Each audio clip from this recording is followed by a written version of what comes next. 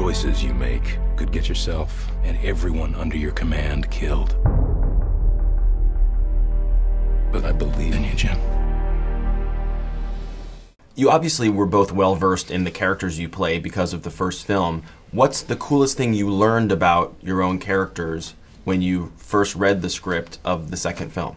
Well, I think the journey that Kirk goes on is a big one, and it's from a man who's very self-assured to a man that's defined by self-doubt and, you know, fragility and vulnerability and all these things that are very foreign to Kirk. And it's like he's broken down only to kind of pull himself back together again and reform himself, I think, in a more cohesive way and in a way that's truly selfless and defined by humility.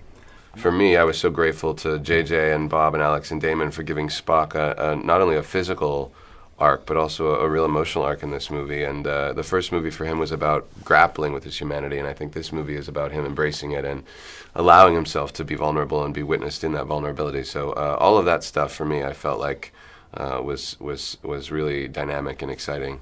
While you're playing your character in this film, you have such a stillness in your face, even when you're getting incredibly angry. Was that by design? How did you go about coming up with how you were going to deliver these lines? That's a good question. Yes, it was by design. I wanted him to, when he was in repose or prison or just somehow contained as he is in the film, let's say, without spoiling too much, I wanted him to be very different from the one-man weapon of mass destruction that he is in the action sequences, where he's just ripping into the fabric of Starfleet as we know it, both with weaponry and with his bare hands. And so I wanted him to have a sort of, like a sleep mode that was so contained, comfortable in his own skin, and slightly reptilian. I wanted it to be like a cold-blooded creature that was just, you know, sitting on the rock and just letting everything kind of pass by and, you know, just taking it in, absorbing and using all the information in front of him, but doing it very calmly. Darkness is coming. This could just be the beginning. Beginning of what? All-out war. Zoe, one of the great things about this new Star Trek film is that it's a further exploration into the relationship between Uhura and Spock. I think if there's a lesson to be learned, it's don't work with your boyfriend. You could see it as that. It was very comical because what I liked about what JJ did to them was that he just kept them human and kept them real. And it doesn't matter what they're going through on the Enterprise. If they're having a little spat, they're going to have it out. It doesn't matter where they're at. They could be in the lunchroom, they could be in a ship, you know, about to land in a foreign planet or anything. One of the biggest laughs in the screening last night was when Bones says, "Damn it, man." It's such a great line, obviously iconic in a way.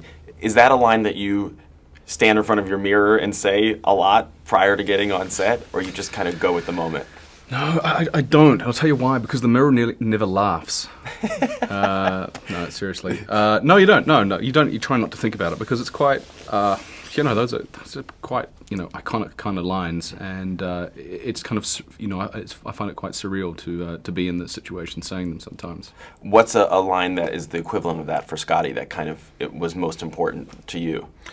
Well, I had a big one in the first film, which is that I'm giving her all she's got, Captain. But, you know, Scotty, I have a few lines like that in the movie. I won't say them because some of them actually will give things away. But, you know, both of us are playing characters that are beloved and have been essayed before by other actors. And, you know, it's important that we give it the reverence and I would never say any of those lines in an arch way, like I'm making fun of it, because that would be death. Sometimes I know things change and you thought maybe you would never do Star Wars, but you did. So never say never is a hard thing to do. Do you think you'll ever do a Star Trek film again? I don't know. The idea of working with these people again is, you know, would be a thrill and a privilege. I've loved, one of the reasons I wanted to do the second one was so I had a chance to, you know, work with this cast and crew again. It really would depend if there's a third movie that the studio wants to make. It would depend if what the schedule was. Would I be open to it? Of course I would. No ship should go down without her captain.